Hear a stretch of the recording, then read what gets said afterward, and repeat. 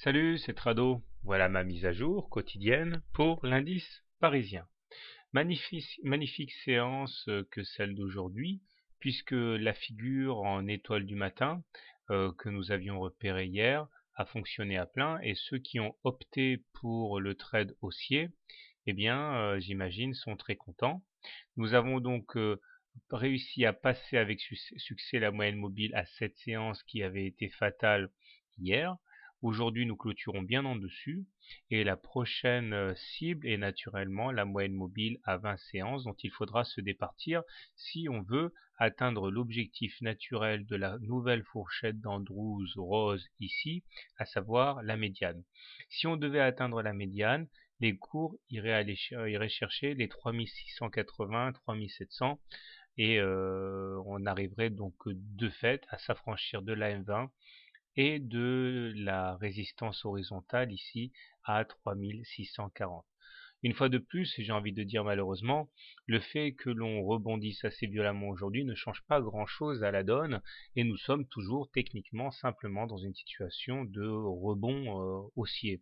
Effectivement, nous sommes en dessous d'une moyenne mobile à 20 séances décroissante, ce qui signifie qu'au regard de mon trading system, on est toujours en tendance baissière. Regardez ici, le 13 mai, nous avions eu un magnifique rebond qui est venu mourir sous la M20 et nous avons eu droit à une belle chute par la suite. Donc tant qu'on n'aura pas franchi cette M20 de manière significative, rien n'aura fondamentalement changé. D'autant qu'après, il faudra se frotter à la grande fourchette d'Andrews noire ici. Et vous voyez, il y a de la marge à la hausse avant de pouvoir véritablement s'affranchir de la pesanteur que fait peser cette médiane. Au-delà, il semble que les divergences haussières maintes fois repérées sur le stochastique et le momentum aient enfin payé, d'où le rebond technique auquel nous assistons actuellement. Alors, sans plus attendre, eh bien, comment trader le CAC demain?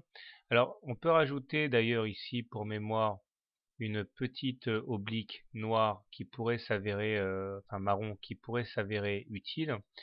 Alors, si vous voulez acheter l'indice parisien, si vous voulez spéculer à la hausse, je pense que le mieux à faire est d'attendre un retour au plus proche possible de la M7, voire même un enfoncement, acheter pour viser un retour sur la moyenne mobile à 20 séances, ou même, donc, comme je viens de le signaler, l'oblique marron qui est ici.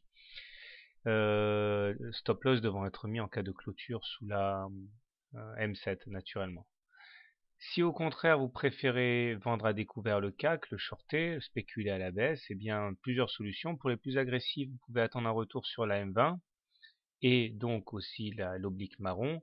Et en cas d'enfoncement ou de contact, vous pouvez tenter le short en pariant sur le fait que la M20 va encore se révéler intraitable.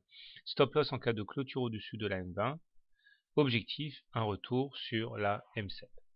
Bon, alors personnellement, je vais encore demain privilégier les trades haussiers en essayant de tenter de rentrer au plus proche de la M7.